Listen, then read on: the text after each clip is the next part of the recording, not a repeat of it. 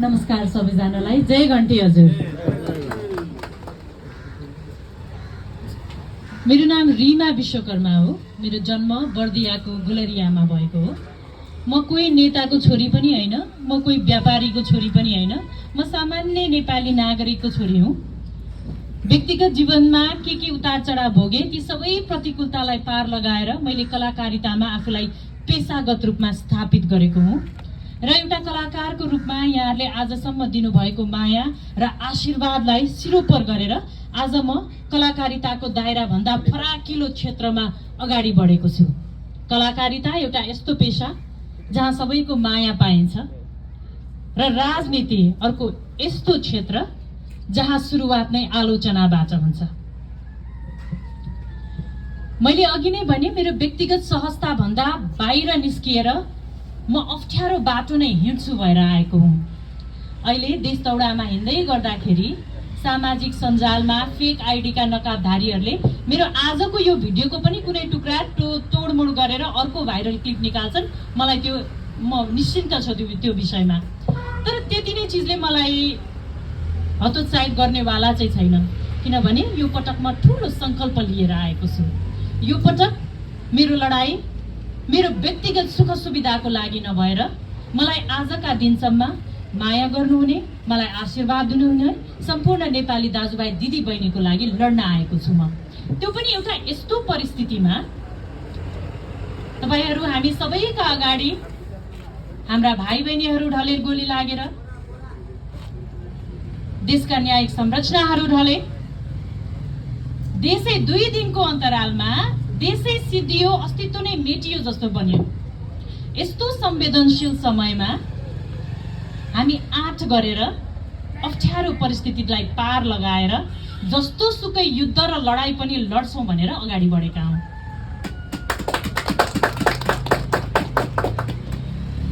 र यो आँट गर्नुहुने सोमजीलाई सर्वप्रथम म हार्दिक आभार प्रकट गर्न चाहन्छु, किनभने सजिलो बेलामा सबैजना आफ्ना हुन्छन्, विषम परिस्थितिमा आँट गर्नु नै सबैभन्दा ठुलो कुरा हुँदो रहेछ।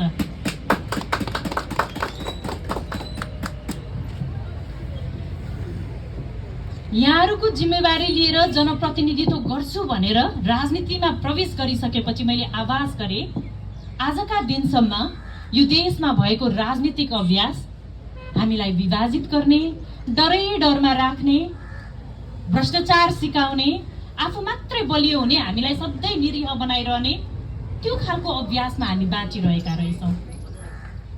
र यहाँ आएपछि मैले फिल गरेँ, मलाई अनुभूति भयो कि म जति सजिलै यो लडाई पार लाग्छ भनेर सोचेर आएको थिएँ, यो लडाई त्यति नै ठुलो र भयङ्कर रहेछ।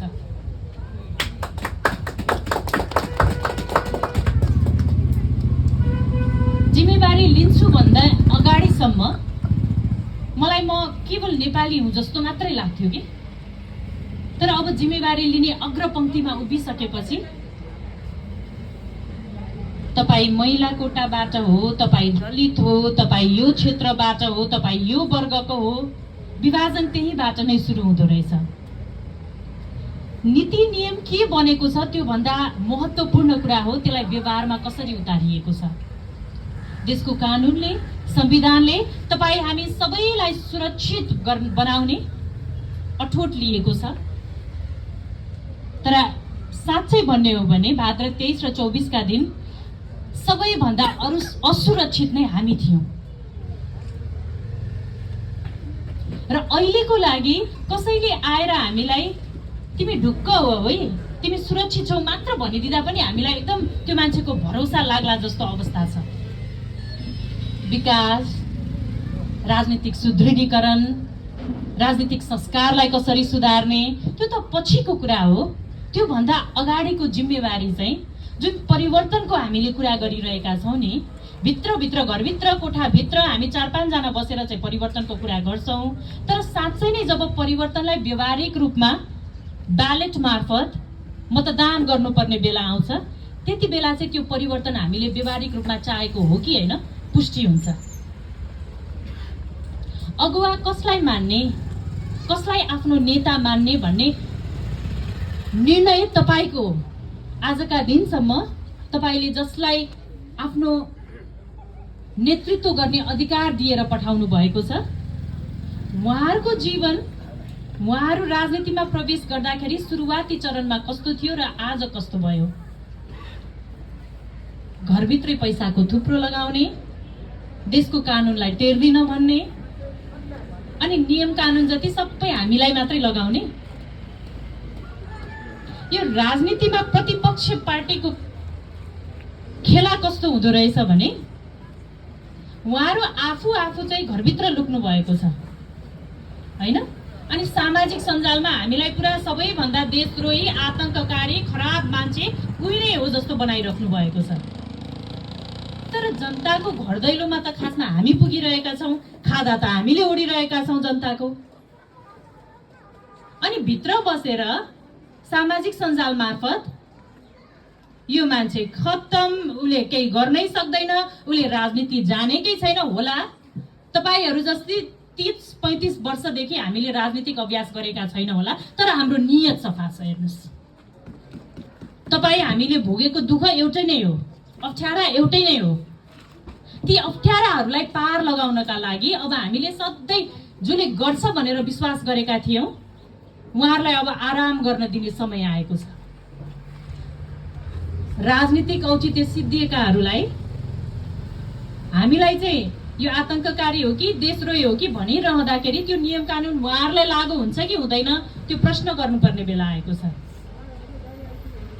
सोमजीले जुन आँट गर्नुभएको छ, म बाटोमा आउँदै गर्दाखेरि मैले सोचिरहेको थिएँ, म धेरै समय त भएको छैन यो देश दौडामा हिँडेको, तर हिँडेदेखि नै मेरा बारेमा सामाजिक सञ्जालमा के टिका टिप्पणीहरू आइरहेका छन्।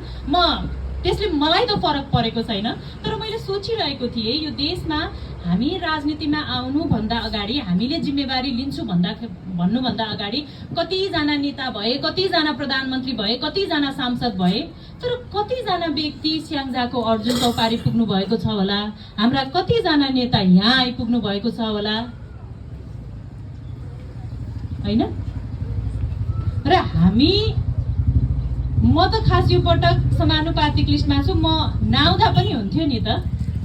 तर समस्या के हो, स्थानीय तहको समस्या के हो त्यो बुझ्नका लागि जनतासँग प्रत्यक्ष सम्पर्क बढाउन जरुरी छ। त्यो सम्पर्क चुनावी अभियानमा मात्र होइन। खास सोमजीलाई मैले आजभन्दा धेरै वर्ष अगाडि, म कलाकार हुनुभन्दा अगाडि हुने समयमा एउटा कार्यक्रममा भेट भएको थियो सोमजीसँग हैन। र एकैचोटि मैले उहाँलाई हाम्रो राष्ट्रिय स्वतन्त्र पार्टीको कार्यालयमा भेटेँ। अनि सोमजीले मलाई स्मरण दिलाउनु भयो, हामी धेरै अगाडि भेटेका थियौँ नि यसरी कार्यक्रममा भन्दा। अनि मलाई के कुराको एकदम दुःख लाग्यो भने नि, आज यो देशमा राज्य व्यवस्था ठिक भइदिएको भए, हाम्रो नेतृत्व लिएर जानुभएकाहरूले सही काम आफ्नो जिम्मेवारी इमान्दारिताका साथ निभाइदिनु भएको भए सायद म कलाकारकै रूपमा हुन्थ्यो होला, सोमजी आफ्नै काम पेसामा बस्नुहुन्थ्यो होला। हामीले यो विषम परिस्थितिमा, यो संवेदनशील परिस्थितिमा यस्तो चुनौतीपूर्ण निर्णय लिएर राजनीतिमा प्रवेश गर्नु पर्थेन होला। त्यसका बावजुद पनि यो अप्ठ्यारो परिस्थितिमा हामीलाई सबैले बाटाभरि भन्दै हुन्छन् कि तपाईहरूले जित्नु भएन भने त तपाईहरूलाई खेद्छन् नि देशबाट भनेर। देशका नागरिकलाई मारेकाहरूलाई त खेदेका छैनन्, हामीले त केही गरेकै छैनौँ। हामी त नागरिकहरूको लागि लड्छौँ भनिरहेका छौँ। डराउनु पर्ने के चिज छ? जुन डरमा हामीले राजनीति गरिरहेका छौँ नि, त्यही डरले नै खासमा हामीलाई कमजोर बनाइरहेको हो। हामीले यो डरलाई जित्नु पर्नेछ। मलाई थाहा छ तपाईहरूको यहाँ स्थानीय तहमा पनि धेरैजना साथीहरू उहाँहरूको जुन राजनीतिक आस्था थियो त्यसलाई परिवर्तन गर्न चाहनुहुन्छ, तर त्यो डरबाट निस्किनै सक्नु भएको छैन। यहाँ जतिजना अगाडि खुलेर अगाडि आउनु भएको छ, तपाईहरूको यो आँटको लागि म तपाईहरूलाई शुभकामना दिन चाहन्छु, बधाई दिन चाहन्छु।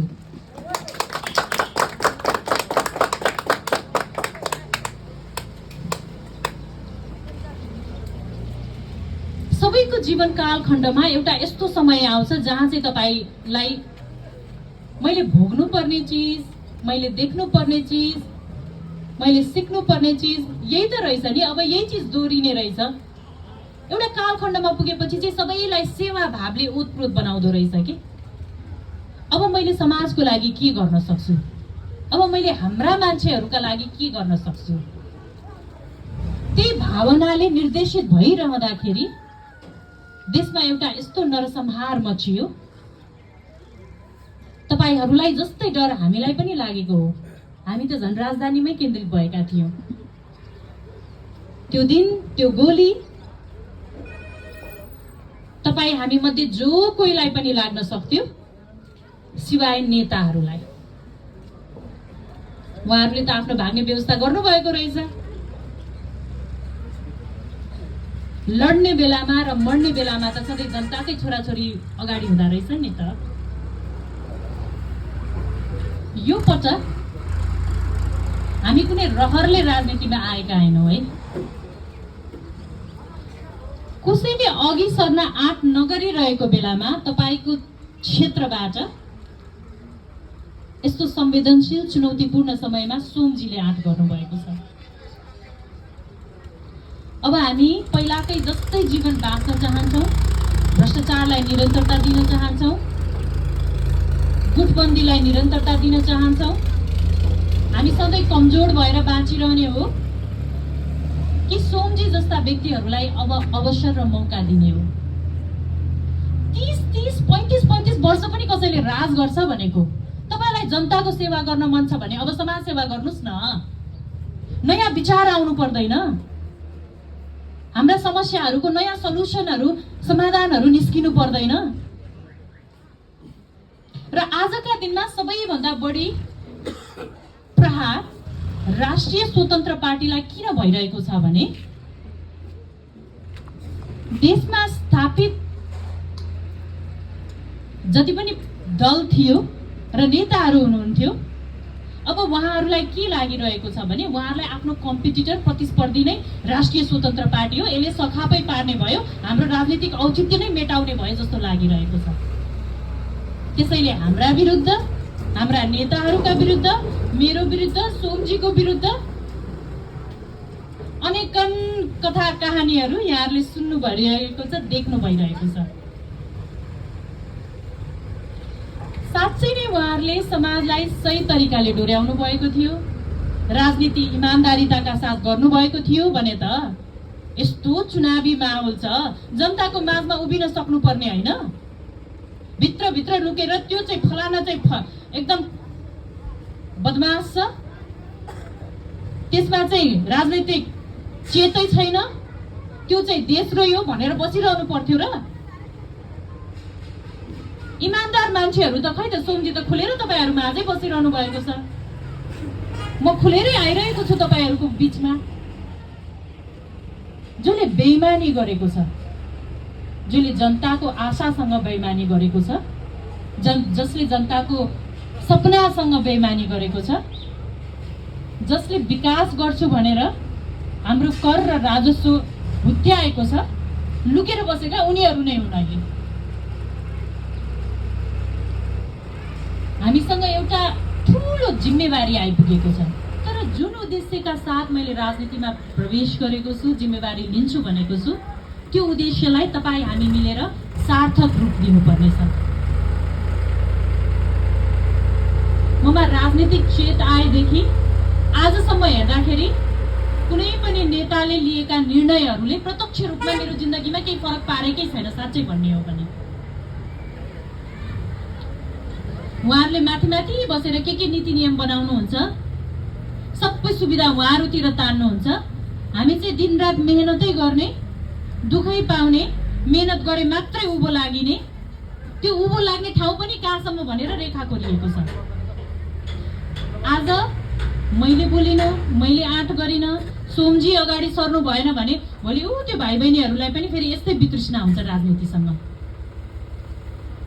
एउटा यस्तो नीति जसले एउटा राज्यलाई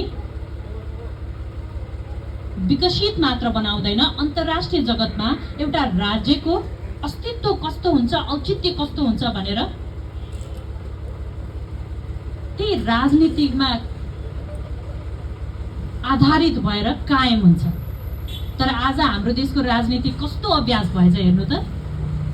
न नेताहरूले मान पाएका छन्, न हाम्रो जिन्दगी सुध्रिएको छ, न अन्तर्राष्ट्रिय जगतमा हाम्रो कुनै मान मर्यादा नै छ। सबै तरिकाले फेलियर भइसकेपछि तपाईँ सामान्यतया क्लासरुममा बसेर जाँच दिएर तपाईँ फेल भएपछि के गर्नुहुन्छ? जुन कक्षा हो त्यही कक्षा रिपिट गर्नुपर्छ नि, होइन? र नेता फेल भएपछि अब के गर्नु पर्यो? सामान्य नागरिक बन्नु पर्यो नि त उहाँहरू पनि। तपाईले चुन्नु भएको बाटो 30 वर्ष 35 वर्षदेखि गर्दा राजनीति गर्दा पनि तपाईँ फेल भइराख्नु भएको छ। जनताको विश्वास जित्न सकिरहनु भएको छैन, देशमा विकास गर्न सकिरहनु भएको छैन, सुशासन कायम गर्न सकिरहनु भएको छैन भने अझै पनि नेता मै हो भनेर बसेर हुन्छ? नयाँ मान्छेलाई मौका दिनु परेन? हरेक 5 वर्षमा चुनाव किन हुन्छ भन्दाखेरि हामीले चुनेर पठाएको व्यक्तिले हाम्रो जीवनलाई उकासेको छ कि छैन, हाम्रो आवश्यकतालाई पूरा गरेको छ कि छैन, त्यो मूल्याङ्कन गरेर त्यो व्यक्तिले राम्रो काम गरेको छ भने उसलाई फेरि अर्को अवसर दिनु पर्यो, उसको कार्यकाल लम्ब्याइदिनु पर्यो।